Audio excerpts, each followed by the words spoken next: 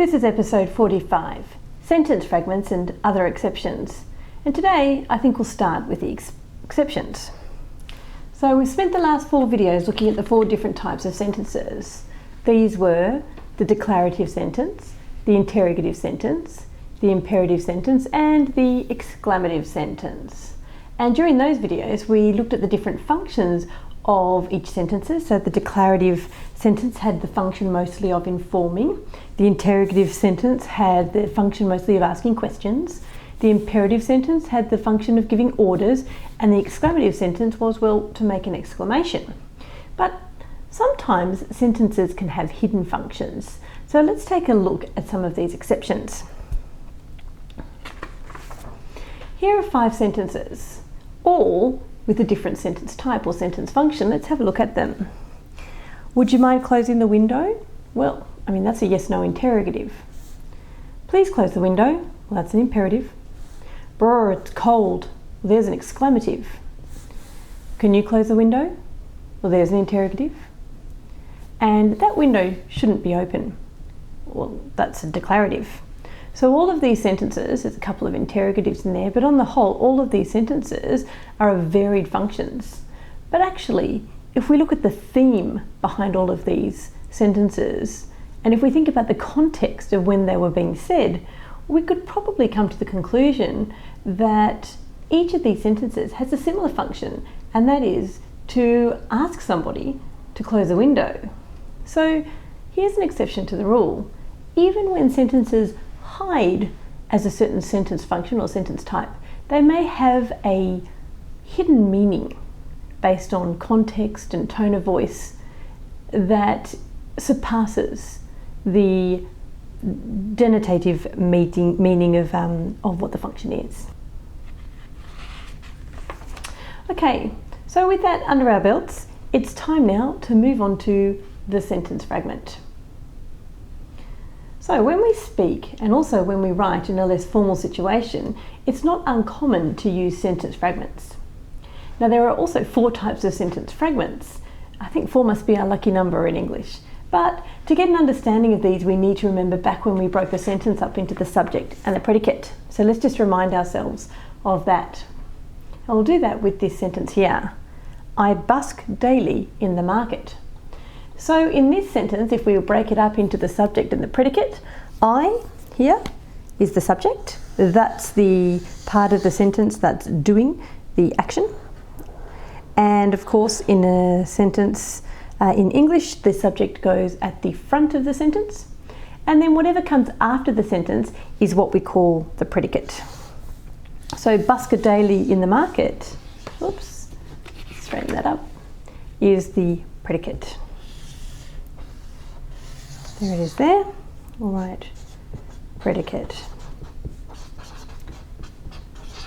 We also said when we were doing this a little while ago that busk, the verb here, could also be called the predicator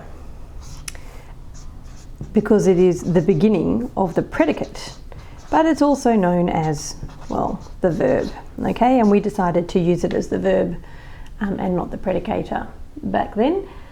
So what we have here are the subject and the predicate opens with the verb or the predicator. So there's kind of 3 parts, 2 main parts, subject, predicate, okay? But the verb plays an important role in that. Okay, so we can identify sentence fragments because of the following reasons. Let's have a look at some examples of sentence fragments and see what's missing.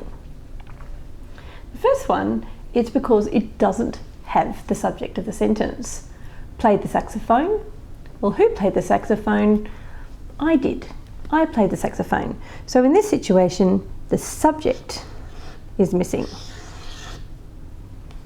So therefore, it is a sentence fragment because it doesn't have the whole subject and the whole predicate in the sentence. If we look at number 2, we have my best friend. Now I think that's the subject all by itself. So what is it missing? Well, it's missing the predicate. There it is. My best friend is over there. My best friend can play the saxophone. My best friend played the saxophone. Who knows? Either way, it's the subject of the sentence, probably, And of course, it's such a small fragment that it's not even sure or certain that it's a subject either. But for now, we can say that it's lacking something, in this case, the predicate. Let's have a look at the next one. Nothing like a bit of spontaneous busking. Well, that doesn't have a subject, and it doesn't have the predicator or the verb either, but it does have the rest of the predicate.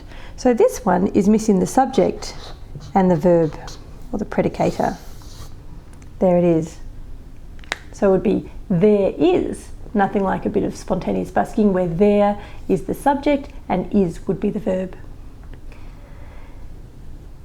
Now, alternatively, a sentence fragment can be a subordinate clause without a main clause, such as this last example. Because it's a good money earner. What is? Why? It doesn't have anything to attach to. And this is a very common sentence fragment as well. So if we were to summarize sentence fragments, we would simply say that it's part of a sentence, but not the whole sentence. And it's often disguised as a sentence because it starts with a capital letter and it finishes with a full stop. But actually, it's not really a full legal English sentence. But I'd like to emphasise that while most people teach how to identify sentence fragments so that they can be fixed, my focus is merely to point out that sentence fragments exist, and they do actually have an important place in many of our interactions. Let's take the following announcement by a busker. Busking here again, my second day here at the market. Hope that you're ready for a toe-tapping time. Now, I would argue that this introduction sounds just fine and there's absolutely nothing wrong with it. But if you look very closely, what it is peppered with sentence fragments. Busking here again, well, that's missing the subject and the verb. So let's put them in. I am. Busking here again, my second day here at the market. Well, this again is missing the subject and the predicate, or the subject and the verb. We would need something like, this is my second day here at the market. And finally, the last sentence, hope that you're ready for toe tapping time. Well, again, the subject is omitted. It would be, I hope that you're ready for a toe tapping time. But of course, this is a spoken monologue, and it's an introduction. We can see that it is the busker that's talking about himself. We can make assumptions about what the subject is based on the context of where things are. So, and we know that it's him that's hoping for a toe tap, that's hoping that we're going to have a toe tapping time. So really, while this monologue here is full of sentences that need to be, in inverted commas, fixed, it is actually a natural way that we talk, and sentence fragments are actually a legitimate way of communication. All right, our next video looks at something else in the English language that pretends to be one thing, even though it's something quite different. Just like the sentence fragment pretends to be a sentence but isn't quite. This, or what I'm talking about now, are verbals. These are words that pretend to be verbs, even though they're actually something quite different. So until then, thanks for watching The Language Code.